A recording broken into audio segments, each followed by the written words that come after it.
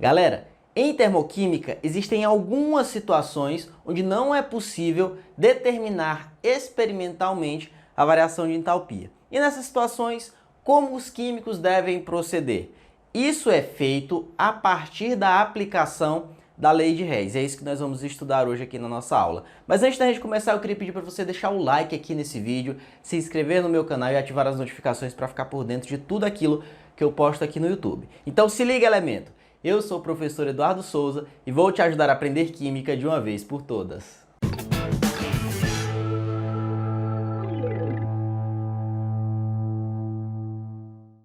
Então, galera, como eu acabei de falar, nós aplicamos a lei de Hess quando não é possível determinar os valores de entalpia experimentalmente, tá bom? E o que é que diz a lei de Hess? A lei de Hess enuncia o seguinte: a variação de entalpia, ela depende somente dos estados inicial e final do processo, não dependendo do caminho da reação química, beleza?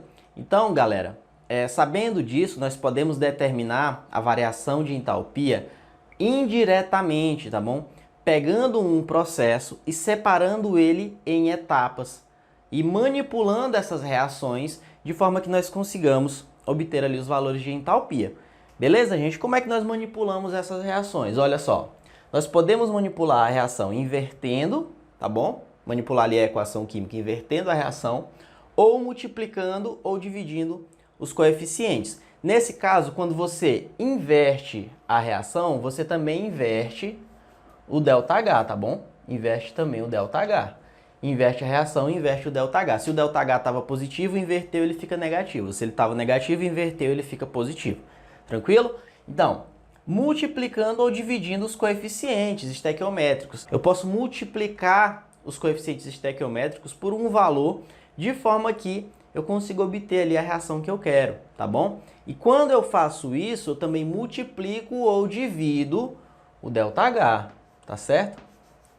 Professor, por que você sempre mexe com ΔH também? Porque o ΔH, ele é uma grandeza extensiva, tá bom? Ele depende ali da quantidade de matéria. Então, se eu aumento a quantidade de matéria, aumenta também a variação de entalpia.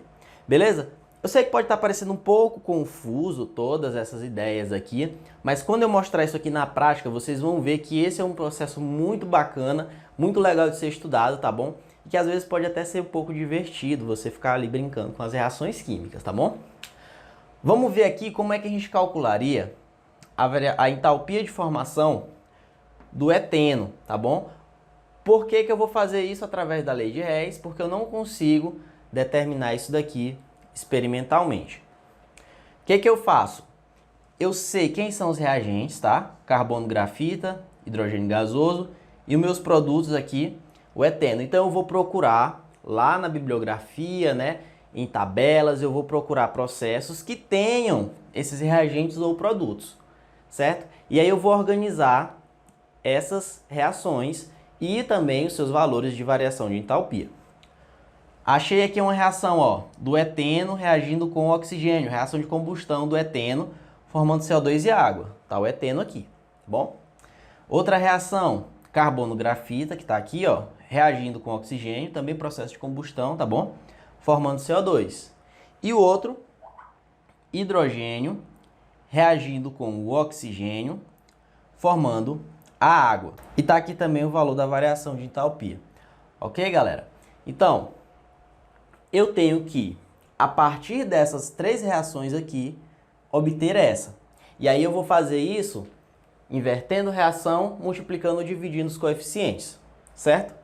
Então, ó, eu tenho aqui carbono, grafita, hidrogênio e eteno na minha reação principal. O carbono e o hidrogênio são reagentes e o eteno é um produto. Então, concorda comigo que a reação que está o eteno, ela não pode ter o eteno como reagente, ela tem que ter o eteno como produto, certinho? Então, eu vou reescrever essa reação aqui colocando o eteno como um produto. Então, eu vou inverter a reação, tá certo? Ao invés de escrever eteno mais oxigênio formando CO2 e água, eu vou escrever CO2 e água formando eteno e oxigênio, certo? Ó, 2 CO2 mais 2H2O formando o eteno C2H4 mais 3 oxigênio. Certinho? E a variação de entalpia aqui, ó, é menos 1409,5. Se ela era negativa, ela vai ficar positiva, tá bom? Então a variação de entalpia aqui vai ser mais 1409,5.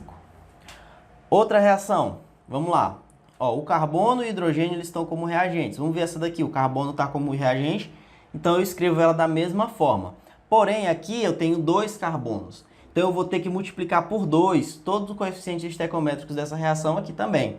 Tá bom? Então, em vez de escrever carbono mais oxigênio formando CO2, eu escrevo 2 carbono mais 2 oxigênio formando 2 CO2.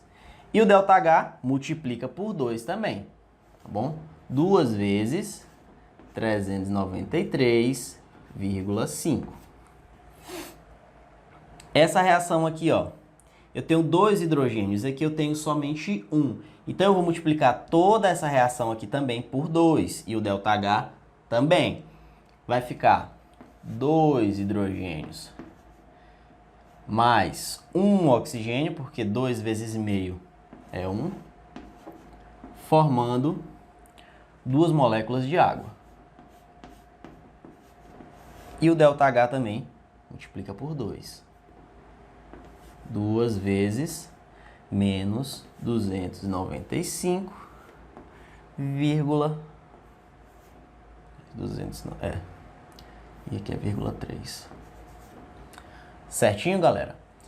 Agora que eu já inverti as reações, que eu já multipliquei os coeficientes estequiométricos por uma constante, eu vou somar as 3 reações e aí eu vou acabar obtendo essa reação bem aqui, tá bom? Vamos fazer essa soma. Olha só, eu tenho 2 CO2 aqui e eu tenho um 2 CO2 aqui. Lembra lá de quando você está estudando álgebra, que quando você tem termos iguais, aliás, o mesmo termo em lados opostos de uma igualdade, você cancela, né? Porque eles se anulam. Quando eu passar ele para o outro lado, ele subtrai e dá zero. Então, corta 2CO2 com 2CO2. A água, tenho 2 moléculas de água aqui e tenho 2 moléculas de água aqui. Se ela está nos reagentes e está nos produtos, eu cancelo. Certo? E, qual mais que falta? Eu tenho 3 oxigênios aqui. Tá bom? E aqui eu tenho 2 mais 1, 3. Então, esses 3 oxigênios aqui cancela com esses aqui. E aí, o que que sobra? Sobra 2 carbonos mais 2H2 formando C2H4. Professor, e qual que vai ser a variação de entalpia? Eu não somei as reações, então eu somo os valores de variação de entalpia das 3 reações. E aí eu vou conseguir obter a variação de entalpia do C2H4, tá bom? Realizando essa soma aqui, isso aqui no caso vai ser o ΔH de formação do C2H4. Vai ficar o seguinte, ó, 1409,5 mais, abre o colchete, 2 vezes, menos 393,3, mais, abre o colchete, aliás, coloca aqui embaixo, 2 vezes, menos 295,5.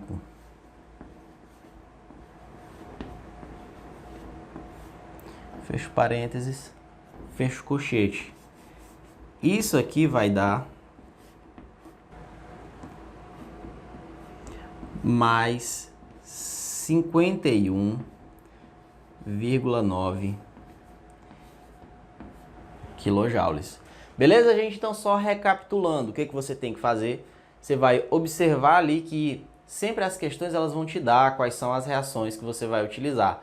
E aí, a partir dessas reações, que são as etapas do processo, você vai tentar reproduzir a reação ali de interesse, tá bom? Que no nosso caso aqui foi a formação do eteno. Então você vai inverter, você vai multiplicar os coeficientes estequiométricos e tudo que você fizer com a reação você também faz com ΔH. No final, você soma as reações, soma os valores de entalpia e você vai conseguir a entalpia do processo. Beleza, gente? Então, esse foi a nossa aula de hoje. Espero que você tenha gostado, tá bom? Se você gostou, dá um like aqui nesse vídeo, se inscreve no meu canal e ativa as notificações para ficar por dentro das coisas que eu posto aqui no YouTube. Se você quer receber material de apoio exclusivo aí no seu celular e aprender química todo dia, só fazer parte da minha comunidade lá no Telegram. O link eu vou deixar aqui na descrição. Beleza, gente? Então é isso. Valeu!